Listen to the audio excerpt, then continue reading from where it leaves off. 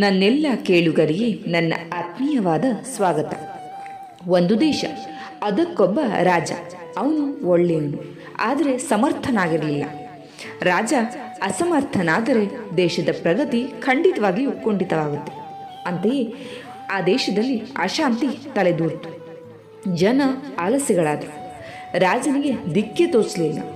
ಆದ್ದರಿಂದ ಆತ ತನಗೆ ಖಿದ್ರನ ದರ್ಶನವಾದಿತ್ತು ಅಂತ ಹೇಳಿ ಕಾಯ್ತಾ ಇದ್ದ. ಸೂಫಿ ಪರಂಪರೆಯಲ್ಲಿ ಒಂದು ನಂಬಿಕೆ ಇದೆ. ಖಿದ್ರನೆಂಬವನು ಭಗವಂತನ ದರ್ಶನವನ್ನು ಪಡೆದವನು. ಅವನು ಚಿರಂಜೀವಿ, ಆದರೆ ಕಣ್ಣಿಗೆ ಕಾಣಿಸೋದಿಲ್ಲ. ತನ್ನ ಮನಸ್ಸಿಗೆ ತೋಚಿದಾಗ, ಯಾರಾದರೂ ಸಜ್ಜನರಿಗೆ ಅವಶ್ಯಕತೆ ಬಿದ್ದಾಗ ಆತ ದೇಹವನ್ನು ಹೊಂದಿ ಕಣ್ಣಿಗೆ ಕಾಣಿಸ್ಕೊಳ್ತಾನೆ.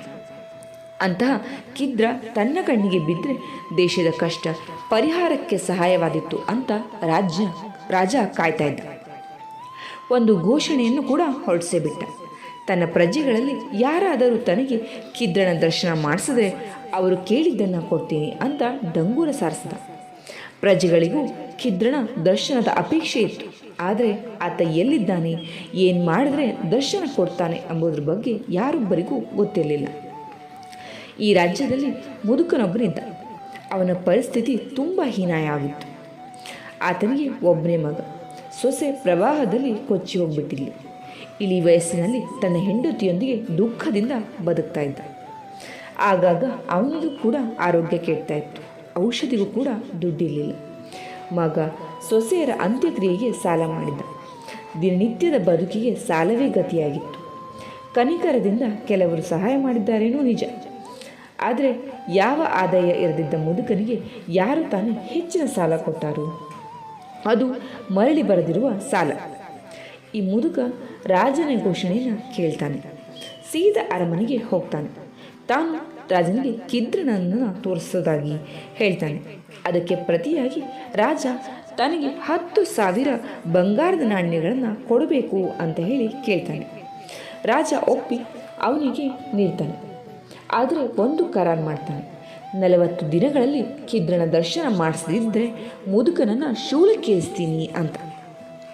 ಮುದುಕ ಮನೆಗೆ ಬರ್ತಾನೆ. ತನ್ನ ಮೇಲಿದ್ದ ಸಾಲವನ್ನು ತೀರಿಸ್ತಾನೆ. ಪುಟ್ಟ ತೋಟವೊಂದನ್ನು ಕೊಂಡು ಅದನ್ನು ನೋಡಿಕೊಳ್ಳಿಕ್ಕೆ ತರುಣನೊಬ್ಬನ ನೇಮಿಸ್ತಾನೆ. ಅದರಲ್ಲಿ ಒಂದು ಸಣ್ಣ ಗುಡಿಸಲನ್ನು ಕೂಡ ಕಟ್ಟಿಕೊಳ್ತಾನೆ. ಇದೆಲ್ಲ ಆಗುವುದರಲ್ಲಿ 40 ದಿನಗಳು ಮುಗಿತಾ ಬಂತು. ಕೊನೆಯ ದಿನ ತನ್ನ ಮುದುಕಿ ಹೆಂಡತಿಯನ್ನು ಕೂಡಿಸ್ಕೊಂಡು ಹೇಳ್ತಾನೆ, ನಾನು ರಾಜನಿಗೆ ಖಿದ್ರನನ್ನು ತೋರಿಸೋದಾಗಿ ಹೇಳಿ 10,000 ಹೊನ್ನನ್ನು ತಗೊಂಡಿದ್ದೆ. ನಮ್ಮ ಕಷ್ಟಗಳಿಗೆ ಪರಿಹಾರವೇ ಇರಲಿಲ್ಲ. ಈಗ ಈ ಹಣದಿಂದ ಒಂದು ಚೂರು ವ್ಯವಸ್ಥೆ ಮಾಡಿದ್ದೀನಿ. ತೋಟದಿಂದ ಬರುವ ಆದಾಯದಿಂದ ನಿನ್ನ ಜೀವನ ನಡೆದಿತ್ತು. ಇಂದೇ 40ನೆಯ ದಿನ. ನಾನಿಂದು ರಾಜನ ಬಳಿಗೆ ಹೋಗಿ ಸಮರ್ಪಣೆ ಮಾಡ್ಕೊಳ್ತೀನಿ. ಅವರು ನನ್ನನ್ನು ನೇಣಿಗೇರಿಸ್ತಾರೆ. ಇನ್ನು ನೀನಾದರೂ ನಾಳೆ ಚಿಂತೆ ಇಲ್ಲದೆ ಬದುಕಬಹುದಂತೂ ಸಂತೋಷದಿಂದ ಪ್ರಾಣ ಬಿಡ್ತೀನಿ ಅಂತ ಹೇಳ್ತಾನೆ.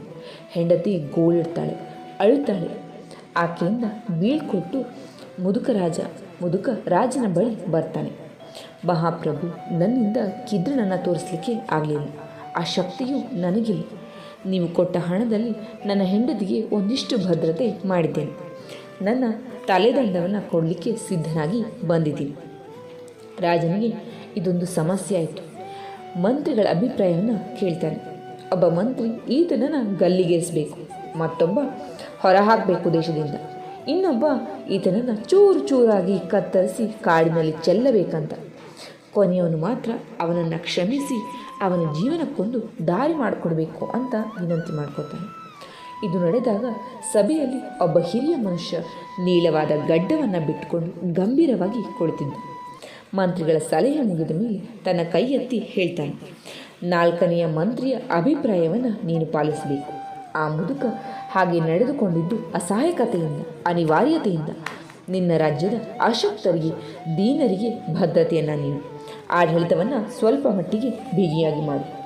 ಮಾತು ಕಡಿಮೆ ಮಾಡು. ಎಲ್ಲ ಒಳ್ಳೆಯದಾಗುತ್ತದೆ. ನಿನಗೆ ಖಿದ್ರನ ದರ್ಶನವಾಯ್ತಲ್ಲ ಅಂತ ಹೇಳ್ತಾನೆ ಗಾಳಿಯಲ್ಲಿ ಕರಗಿ ಮಾಯವಾಗ್ತಾನೆ. ಅವನು ಖಿದ್ರನಂತ ಎಲ್ಲರಿಗೂ ಕೂಡ ತಿಳಿಯುತ್ತೆ. ಅಶಕ್ತನಾದ ಮುದುಕನನ್ನು ರಕ್ಷಿಸಲಿಕ್ಕೆ ಆತ ಬಂದಿದ್ದ. ರಾಜ ಖಿದ್ರನ ಆದೇಶದಂತೆ ನಡೀತಾನೆ. ರಾಜ್ಯ ಸಮೃದ್ಧವಾಗ್ತಾ ಹೋಗುತ್ತೆ. ಕಿದ್ದಣ ಮಾತು ಯಾವ ಕಾಲಕ್ಕೂ ಅನ್ವಯಿಸುವಂಥದ್ದು. ರಾಜ್ಯ ನಡೆಸುವವರು ಕಡಿಮೆ ಮಾತಾಡಬೇಕು, ಆಡಳಿತ ಬಿಗಿಯಾಗಿರಬೇಕು, ಅಶಕ್ತರಿಗೆ ದೀನರಿಗೆ ಭದ್ರತೆಯನ್ನು ನೀಡಬೇಕು, ಆಗ ದೇಶ ಸುಭಿಕ್ಷವಾಗುತ್ತದೆ ಅಂತ ಹೇಳಲಿಕ್ಕೆ ಈ ಒಂದು ಕಥೆಯನ್ನು ಹೇಳಿದೆ. ಇದರ ಜೊತೆಯಲ್ಲಿ ನಾವು ಮಾಡೋ ಎಷ್ಟೋ ಕೆಲಸಗಳಲ್ಲೂ ಕೂಡ ಇದೆ. ಕೆಲಸ ಮಾಡಬೇಕಾದ್ರೆ ಮಾತನ್ನು ಕಡಿಮೆ ಮಾಡಬೇಕು, ಶ್ರದ್ಧೆಯನ್ನು ಹೆಚ್ಚು ತೋರಿಸಬೇಕು, ಎಲ್ಲಿ ಅವಶ್ಯಕತೆ ಇರುತ್ತೋ ಅಲ್ಲಿ ಸಹಾಯವನ್ನು ಮಾಡಬೇಕು. ಇವೆಲ್ಲವನ್ನ ಪಾಲಿಸಿದ್ರೆ ನಾವು ಖಂಡಿತವಾಗಿಯೂ ನಮ್ಮ ಕೆಲಸವನ್ನು ಸಾಧಿಸಲಿಕ್ಕೆ ಸಾಧ್ಯ ಅಂತ ಹೇಳ್ತಾ ನನ್ನ ಕಥೆಯನ್ನು ಮುಗಿಸ್ತೀನಿ. ಕೇಳಿದ್ದಕ್ಕೆ ಧನ್ಯವಾದ.